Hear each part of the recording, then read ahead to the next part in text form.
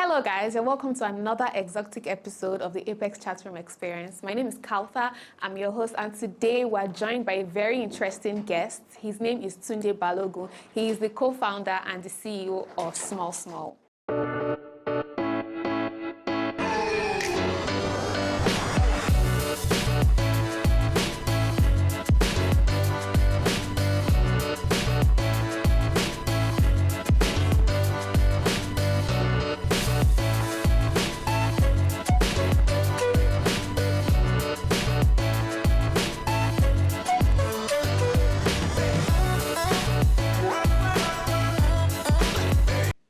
Welcome to the show, sir. Thank you for having me. Thank you so much for coming. Sure.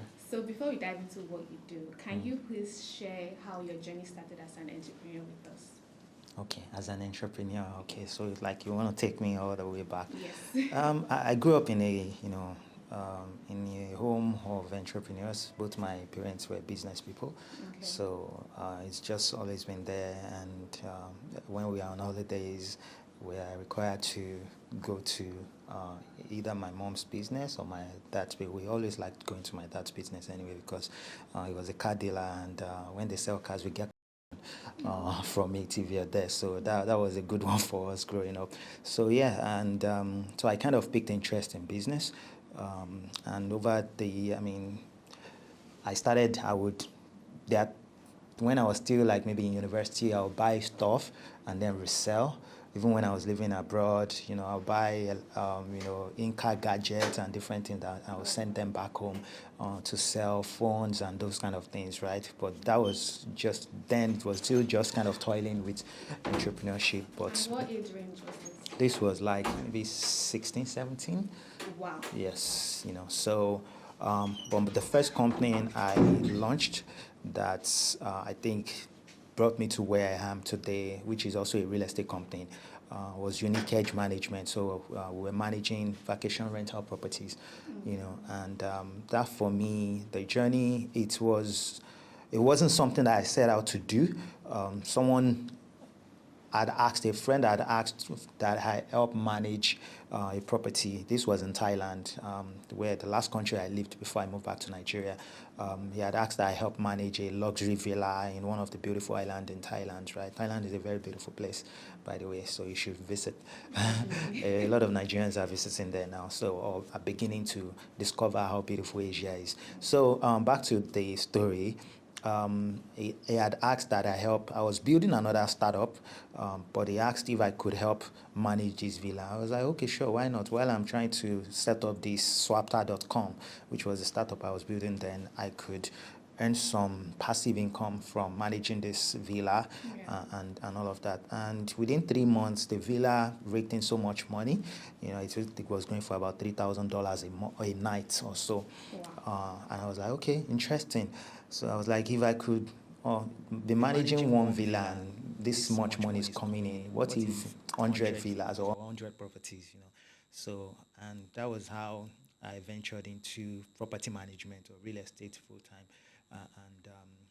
I moved back to Nigeria in 2015 and then saw the opportunity that existed in the real estate market as well. So that's been really my entrepreneurship journey, just seeing opportunity and really expanding my thoughts around it, and then giving it my all, giving it that goal, So that's really been it for me. Okay, so you say working with that person was what inspired Rent Small Small? I didn't work with him. I started the company and then he eventually became my partner, but more like a behind the scene partner, because of, he had more network of people that could give us properties and all of that. So I leveraged on the relationship. But coming back to Nigeria, again, I knew that real estate was it for me because I enjoyed real estate. I love houses. I love homes. I love space. Turning space, empty space, dirty place, turn it into something of beauty. I enjoy that. I love architecture, and all of those things. So I already knew that real estate was it for me. So coming back here in the process of trying to rent a place, or even buy a place. I saw the challenges, the ordeals I went through, and I was like, okay, I believe that I could do something about this. Why are people not paying rent monthly? Why are people not, why are there no properties for young people? Because as of 2015, what you see in the market are 3, 4, 5 bedrooms. You don't see like studios, 1 bedroom. The closest you get to 1 bedroom studios are like BQs, and whereas you go to, and we're a young population country, so what it means is that we should be churning out 1-bed studios in droves because of our population. But sadly, developers had no clue about that market. They were focused on the 3, 4 bedroom because they believe that it's family that have money to be able to afford those kind of properties, right? So yeah, that's really how I ventured into or started small. Okay, I can tell you're very passionate about homes. Has this passion always been there from when you were young? Interesting. Something you just do, right? That's a good question. It has always been there, but I never knew the effect of it or how powerful it is or it was for me until I actually went into it as a business opportunity. So when Unique Edge Management, when I started managing these vacation rental properties, I now started remembering my upbringing. Like, I was the one in the house that when something is not working, like maybe a socket is not working, I want to fix it. I was the one. In fact, one of the story in the house I grew up, I remember my dad coming back maybe late at night, or my mom, and then the car garage where they park, it's always dark at night. And I remember looking through my window one night and seeing how dark it was. And then I used my own money to go and buy electrical stuff, the lights, the wiring, and I connected light to that place from my bathroom and ensure that there was light there. I was the one that if there are stains on the wall, I'll get clothes and, in the bid to just make sure everything looks good and everything, So I now started remembering all these things that, okay, this thing has always been there, just a keen for space being all it could be, having its best use and being functional and just bringing life to the people that own the space, So, and that's what we do really right now. Okay, so I believe everybody wants to know, what is Rent Small Small? What exactly is Rent Small Small? And can you walk us through like your operations, some of the things you guys do? Okay, so Rent Small Small is a product. Small Small is the name of the company. So yes, we started as Rent Small Small. So the company was initially Rent Small Small, but we've evolved. We've since evolved into what we are now, and that's why the name of the company is Small Small. So at Small Small, I mean, our vision is to normalize quality living in Africa, starting with Nigeria, and we believe that housing is integral to how people live. And that is because housing is a basic human need. When you talk of basic human needs, there are 4 core basic human needs. You have shelter, which is housing, you have food, you have air that you breathe, and then you have water. Those are 4 basic. Of course, there are other needs like clothing and all of that, right? But when you talk about the foundation, you have those 4, and that just speaks volume about the importance of houses or homes, right? So that's why we believe that if people are going to live better, be more productive, achieve dreams, it all has to start from where they live, one way or the other. There's a saying that charity begins from home. I think that part of charity is not just your upbringing and all of that. It's also it's tied to so many things, and that is all about having a roof over your head. So, and that's what small, just providing that access for people to, have access to homes, whether you're looking to rent. So at Rent Small, we provide monthly rentals, and the journey for Rent Small being a product of Small, was that, again, moved back to the country, saw that people upfront rent was the norm, and I felt like, in a country of young people, like how are people surviving, and so we switched. We started rent small in order to provide that flexibility, that access for people to start paying their rent monthly.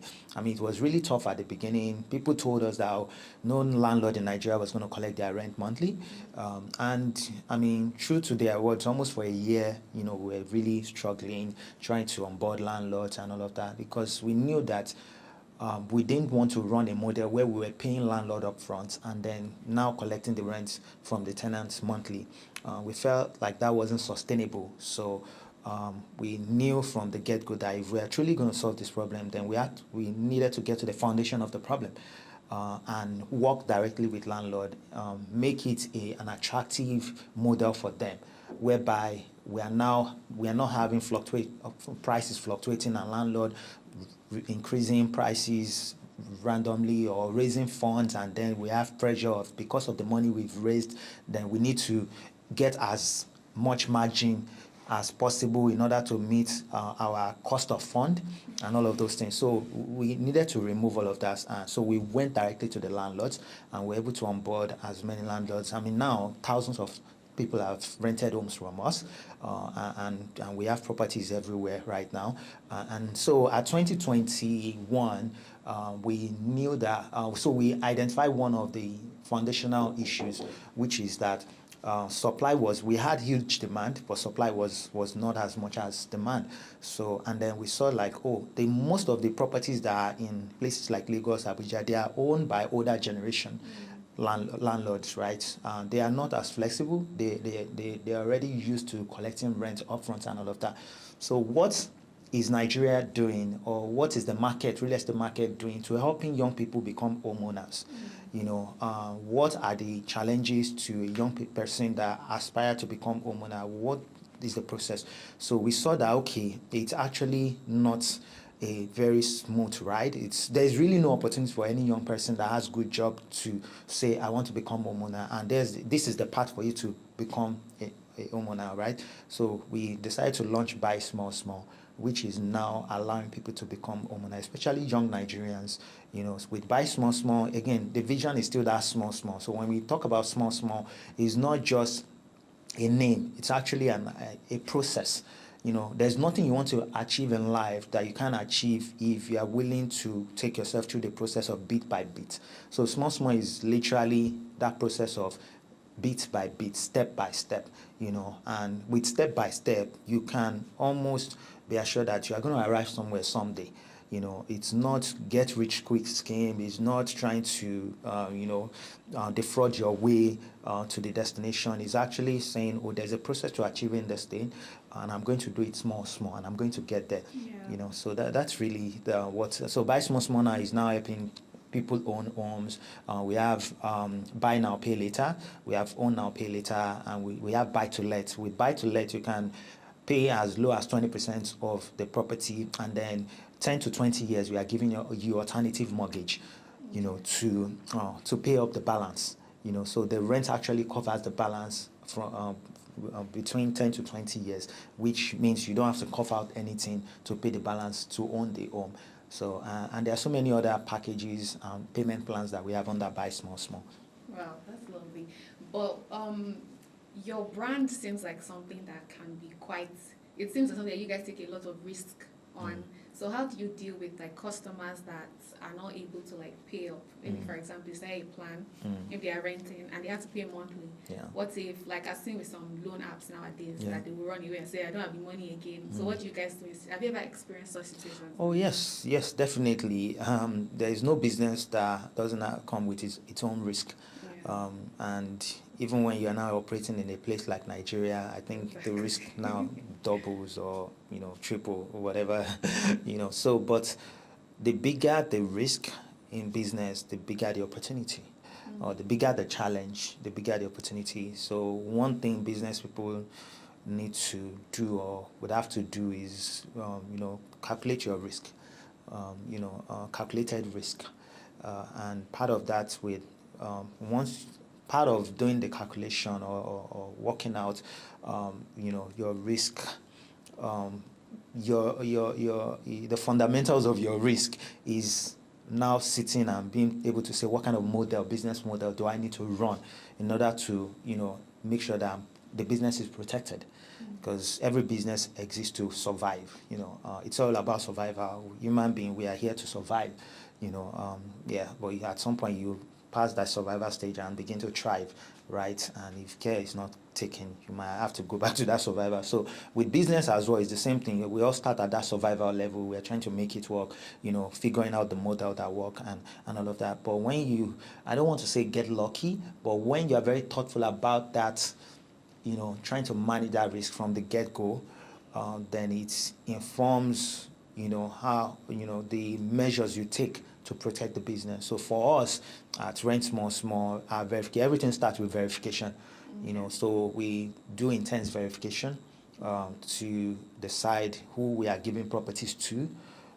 We ensure there's guarantor. We ensure we know where they work and how much they earn. And the model also is that when you're renting from us, you pay 2 months security deposit. It used to be 1 month, but again, like I said, you need to be able to look at your business, even when you already covered some ground, achieved some success.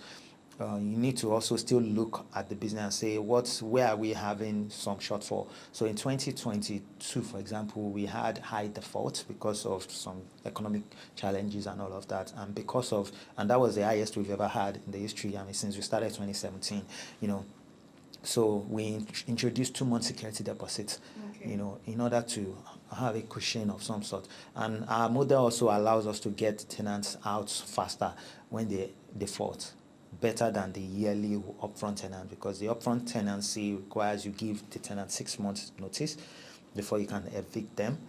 But our model, we can evict you in a month if you default, So how do people feel about that? Do you get clapbacks from such things? At the end of the day, do you need accommodation or you don't need accommodation? Do you want to pay monthly or you don't want to pay monthly? There are people that want to pay yearly. That is fine. If you want to rent from us and you want to pay us 1 year upfront for it, we will not say no. But our core is monthly. So, we don't expect everybody to switch to the monthly model. Eventually, monthly is going to be the norm. The Lagos State government has been pushing for it for some time now. There's new conversation about it because it's a better way for people to manage their finances. We earn monthly. Why are we paying 1 year upfront? It's crazy sometimes when abnormal becomes the norm. And when people tell themselves, I prefer the abnormal that has now become the norm. There's no part of the world, and there's no excuse around this. You earn monthly, you should pay monthly. Why are you paying money you haven't earned? And it's not an investment. If it's an investment now, then it makes sense. You can say, the money I've not earned, I can look for it and put it into something because I know it's going to yield return. But this is not an investment. You are going to stay in it, and at the end of 1 year, the rental has finished. Whatever you pay has expired. You need to pay new money to. So it's not an investment. So the money I've not earned, I will put it together, give it to some landlord, and all of that. So it makes financial sense that you're earning monthly and you're paying your rent monthly. And when you go to this flip side of it, the landlord side also, again, it's the abnormal becoming the norm.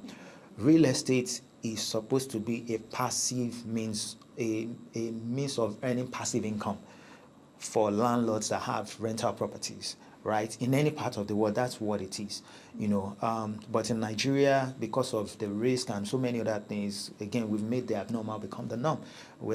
But the interesting bit is that we have landlords on under our rent small that are telling us that, I never thought I would enjoy collecting my rent monthly because all I've always done is collected it upfront.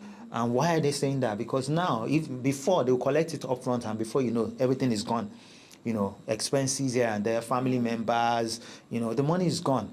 But now monthly, they have something to look forward to every month, apart from their primary source of income. So like I said, real estate is supposed to be a means to earn passive income. And what's the best way for passive income to come is for it to come monthly, whereby as your obligation arises, you're able to meet them, and you don't use all the money once to do something that will not give you any meaningful, benefits. Okay. So we saw some time ago that you had to go abroad for business purposes. So as a businessman, how do you deal with pitching your ideas? How is the experience for you? Do you ever get scared or anything? Yeah, I mean, you get nervous. It depends on the scenario, or the situation, right?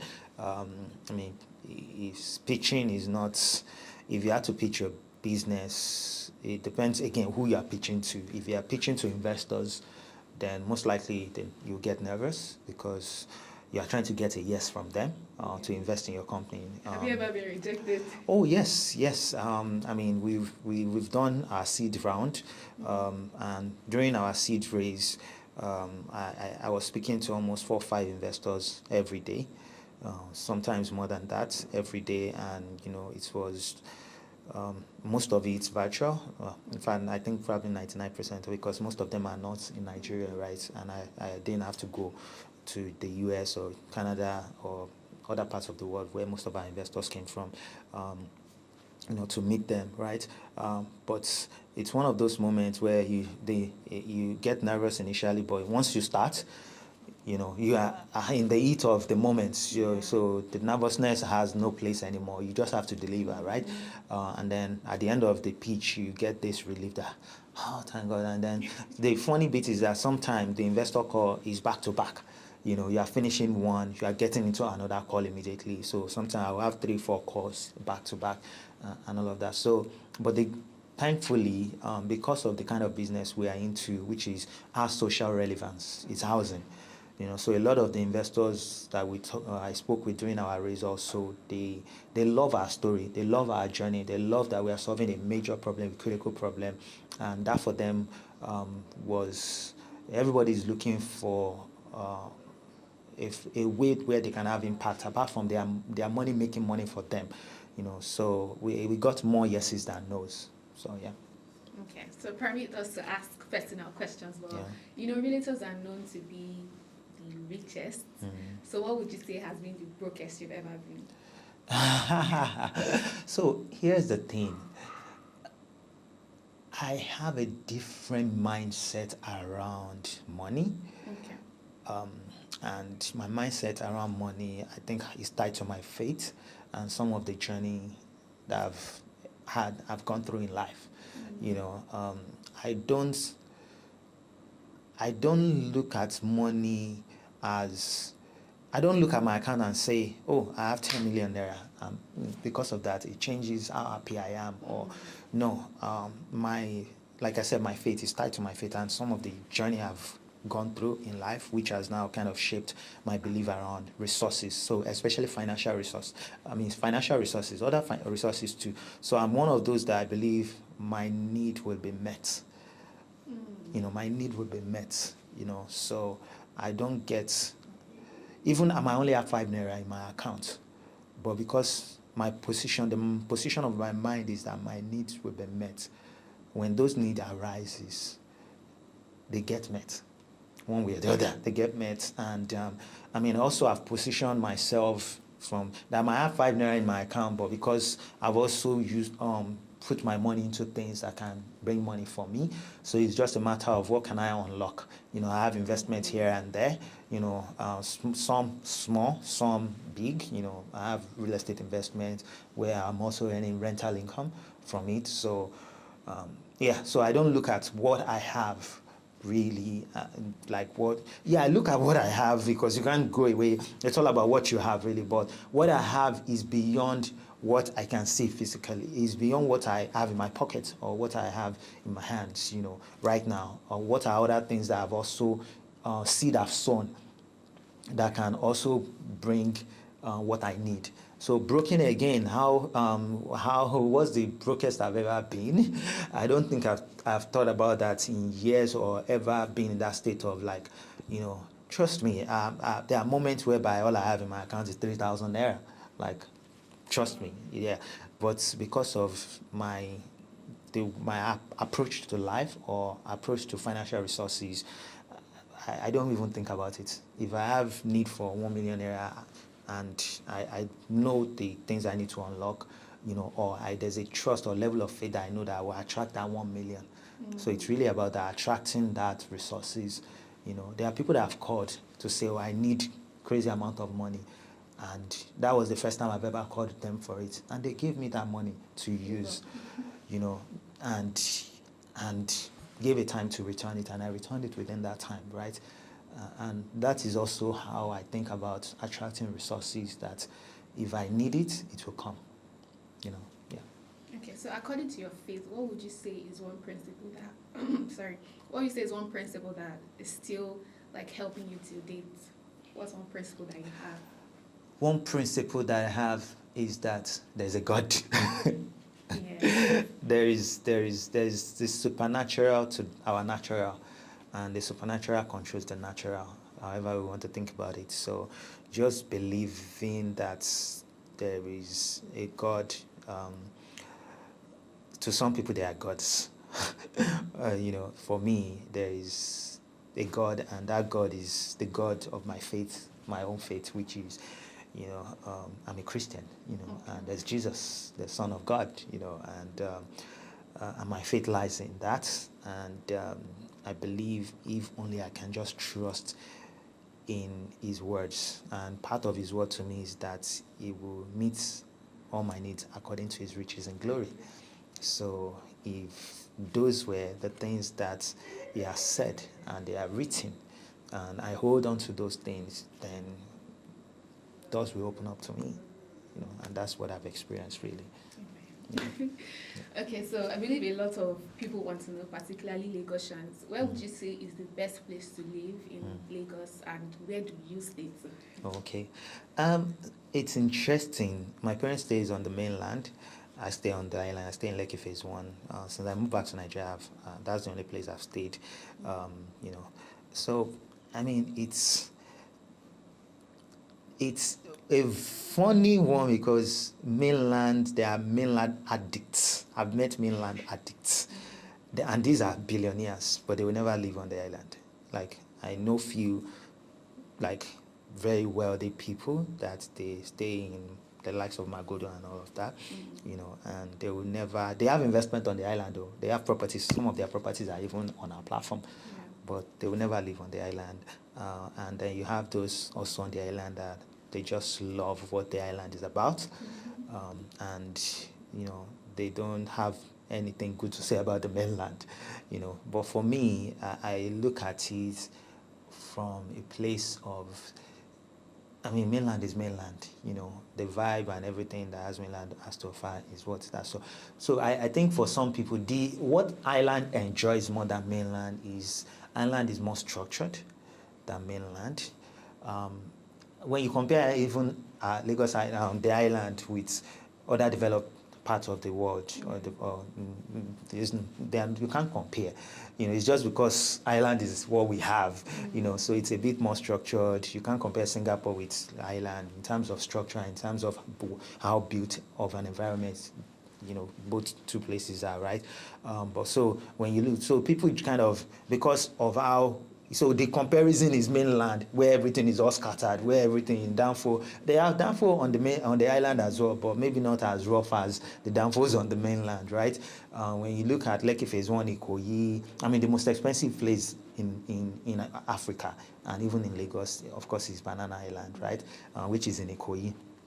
And a lot of people want to live in that area, but for most people, it will probably take them 50, 60 years before they can achieve that if they really work hard, right? So for me, I think it's really not a mainland versus island. I think it's all about where you feel comfortable, where you like.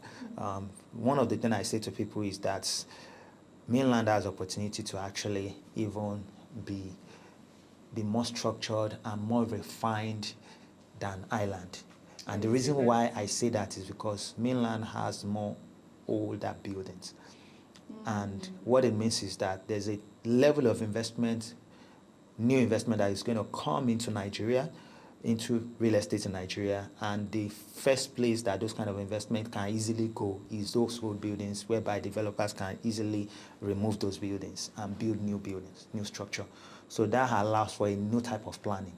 It might, you can do that on the island as well, but because the buildings that exist in Lekki Phase 1, Ikoyi, for example, they are not 100 years old. They are not 200 years old, right? So they are still maybe 5 years, 10 years old, or 20 years old. So your ability or the power to be able to bring such building down, or what is going to cost you to bring such building down, is higher compared to if you were to go to some part of the mainland where you can give 10 million naira to the family, and you'll be like, you've done them, really, you've solved all their life problem, and you can do that for an entire street.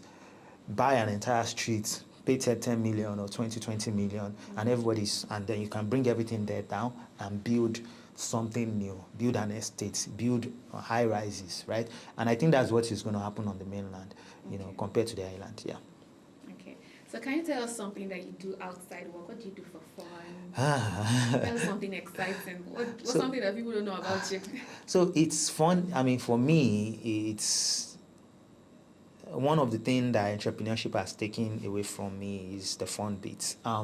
The fun bit from a place of, like, I don't have a social life as much as I used to, and I've come to accept that.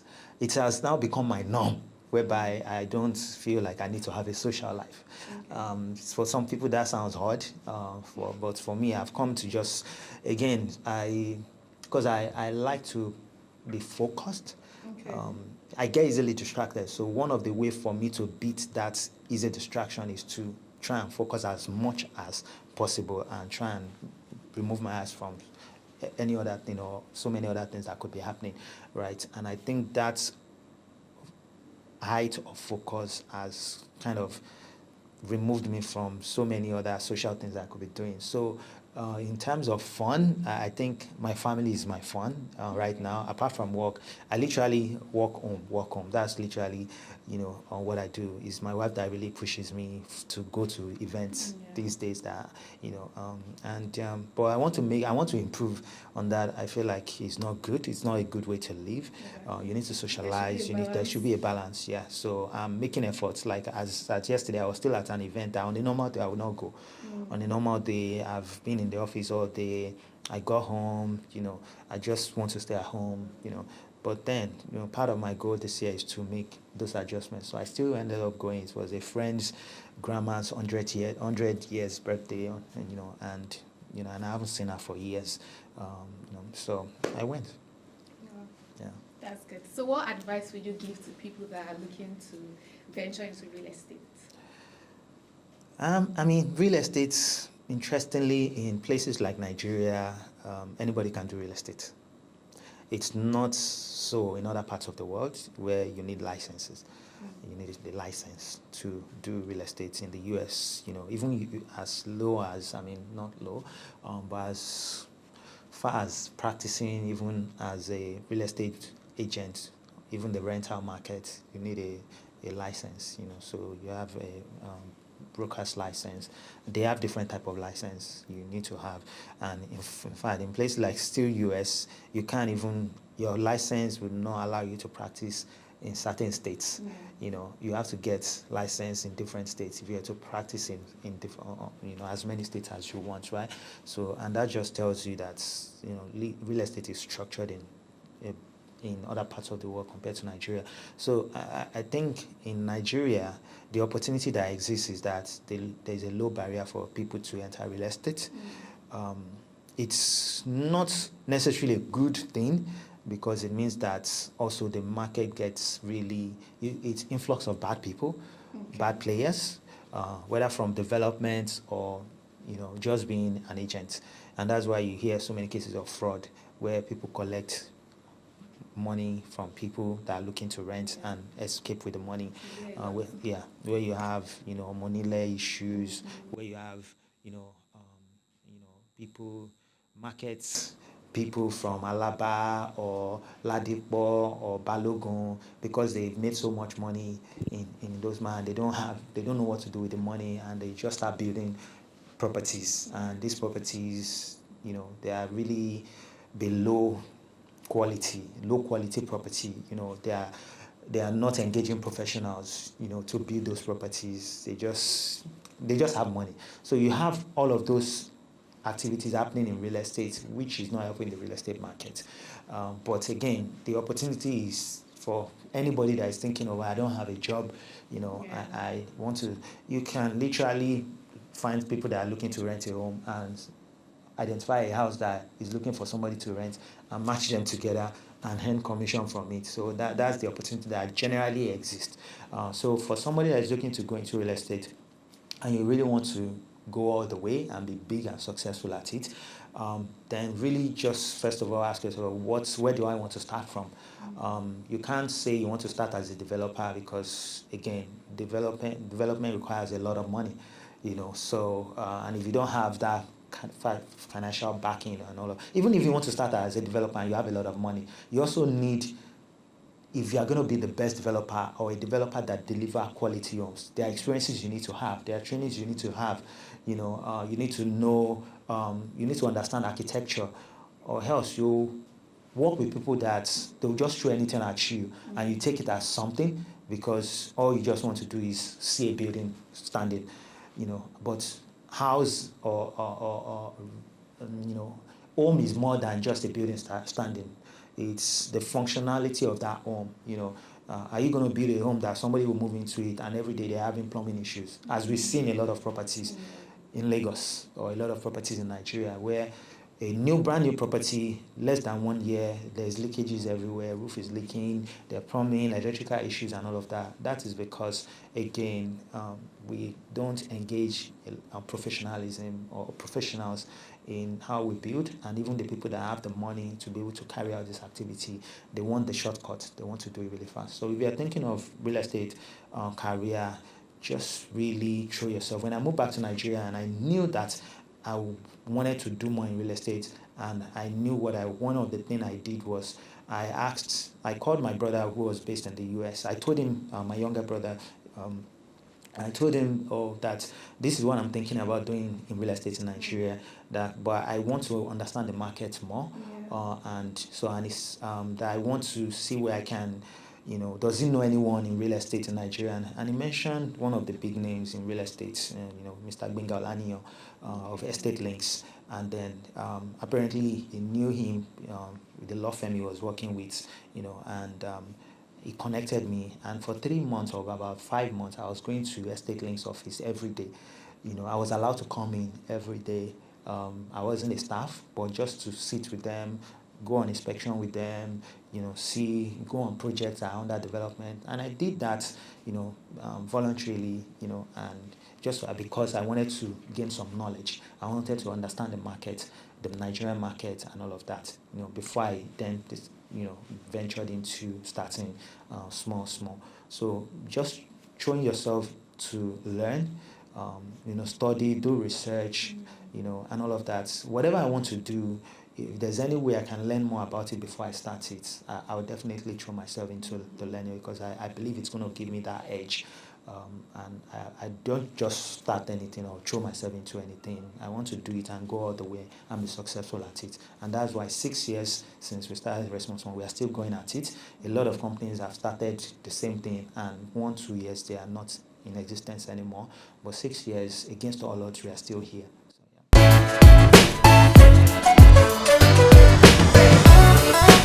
yeah.